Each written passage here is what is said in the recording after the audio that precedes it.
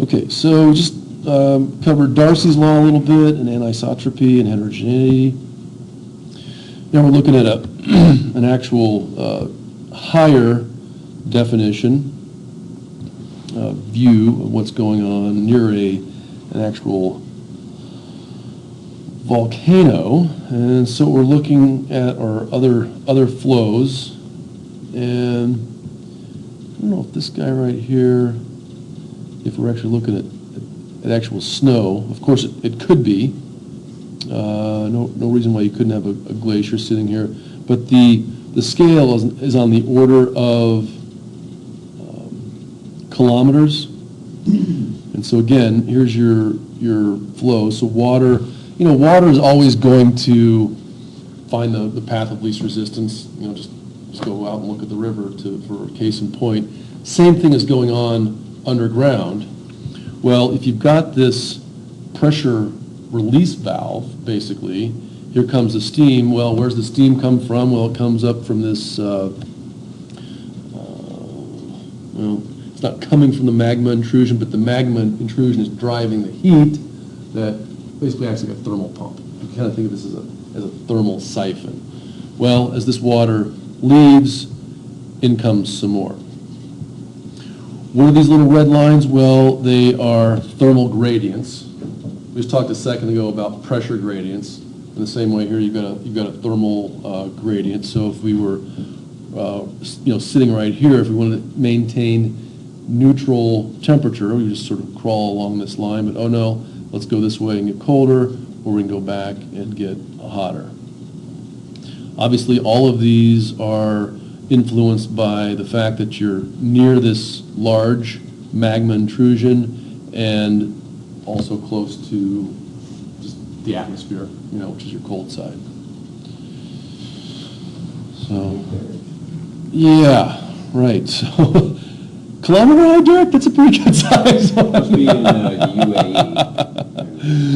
Well, I don't know, half a mile? Yeah, that's pretty big. Well, I think the Bergerac Caliphate is like 2,600 feet. Yeah? That one over there in Dubai. Yeah. No, it's a biggie. Yeah, so I don't think the Derek is to scale. Good point. Thanks for bringing that up. Everything else seems to be. Yeah.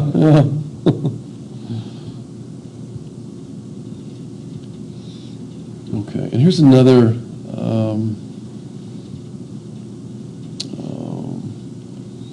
so right here we're looking at the heat transfer coefficient. So let's grab that guy really quick. The heat transfer coefficient becomes very important also in building codes, building theory.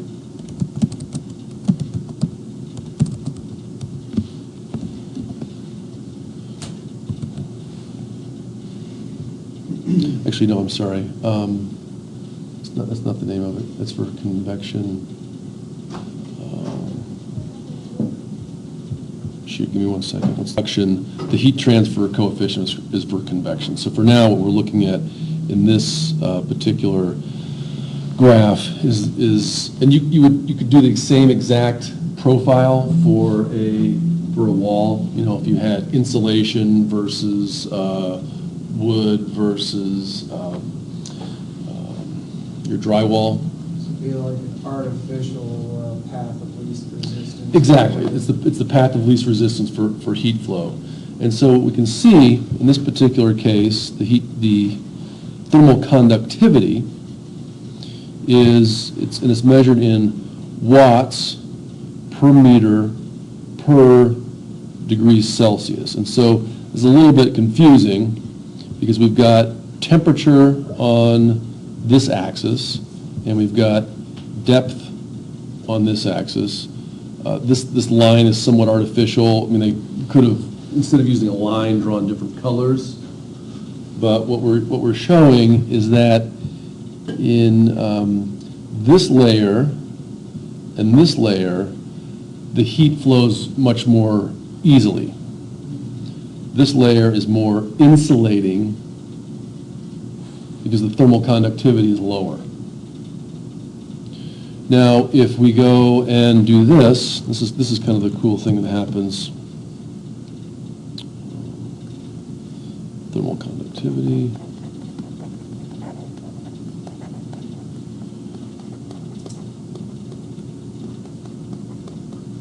If you go and take John Freer's green building course, he'll talk about this, but okay, let's do it this way first. So the R value, if you go and look at, if you go out to Home Depot and look at R value of insulation, 13.5, et cetera, R equals 1 over U, and the relationship between the R value and the U value is, let's see, it's K. So as K goes up, we know that U also goes up, and we know that as thickness goes up, U goes down. So let's do it this way. So K equals U. So it's K equals, let's do it this way. Sorry, U equals K over D. That's what I'm looking for. And so 1 over R equals K over D.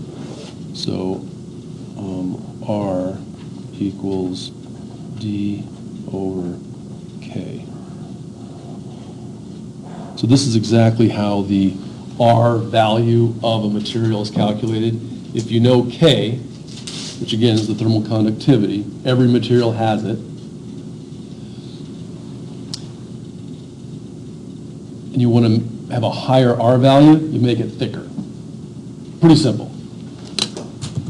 So if we go back to our figure, the same thing happens in the earth. And every single material has a K value. And here are some. Thermal conductivity, and again, right there it is, watts per meter per Kelvin. There's air, so it's actually a pretty good insulator. In fact, it's one of the best insulators, right?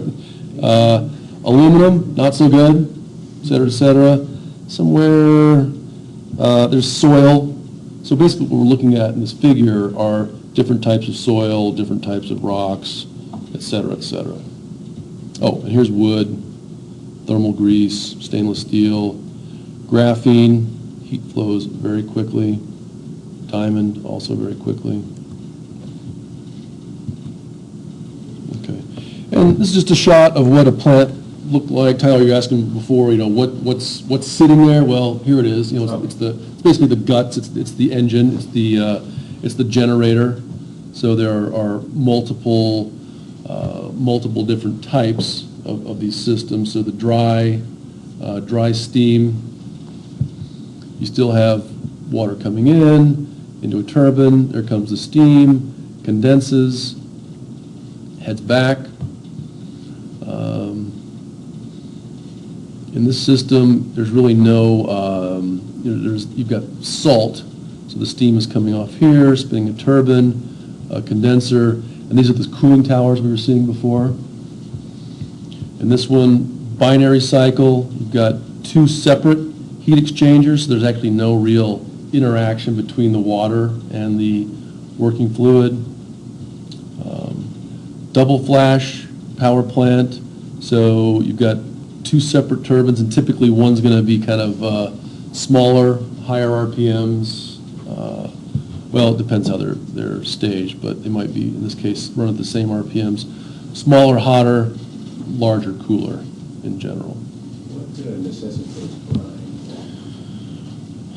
Well, if you don't want the salt inside your machines. Sure. You've got back here. There's different corrosive elements. There's sodium, chloride, sulfur, whatever.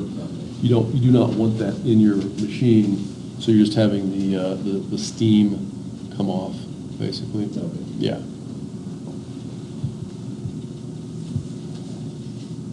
So here's another little shot of what that system would look like. And the whole reason for doing this coil is you've got maximum heat transfer. You know, the water just spends more time in there, and thus more heat is removed. Here's your heat pumps, and that's exactly what I was showing earlier in lecture when I was showing what my folks' house did. It's called a heat pump, and it's really pumping water, but it's pumping hot water from one place to another, or cold water from another place.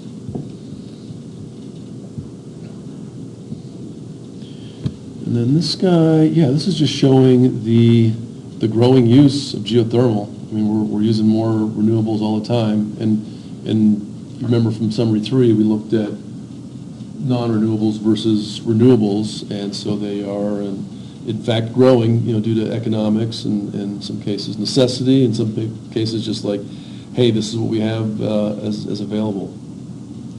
One other question I know on the exam that frequently trips people up, and then I'll wrap it up, is the question of whether or not geothermal energy can be exhausted somewhere.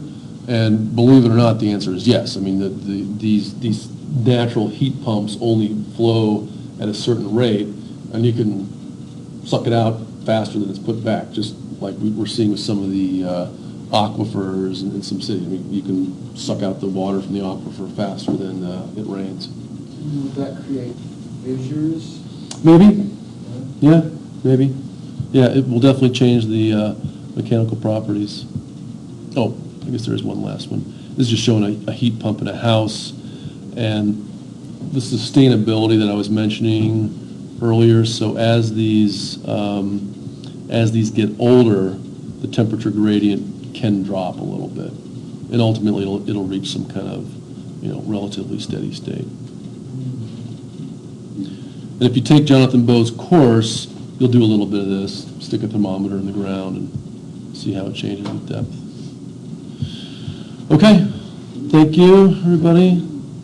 I'll see you Thursday. We'll wrap up this chapter. And if there's any, take a look at that last problem set. If you're having issues with it, we can do that. There'll be time to look at any issues in that last problem set, too. We'd be happy to do that. Yes, ma'am. Yeah.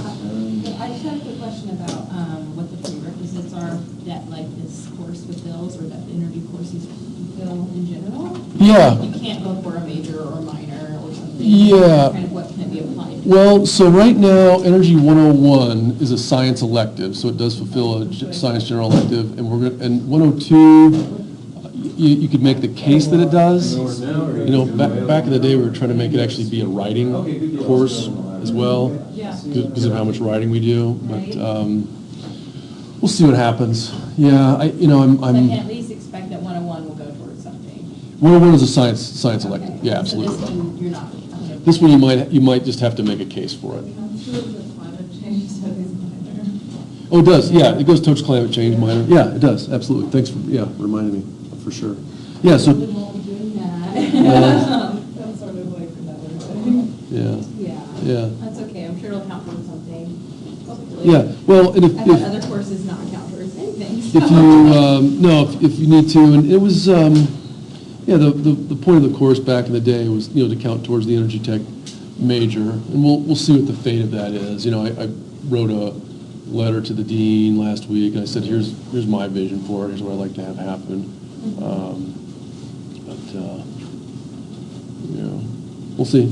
Okay. I'm not going anywhere. Oh, do you have those summer practical flyers? Oh, let me, It's okay if not. I printed them. Let me just see if I have them or not. Well, I'll be tabling tomorrow, but not until like that.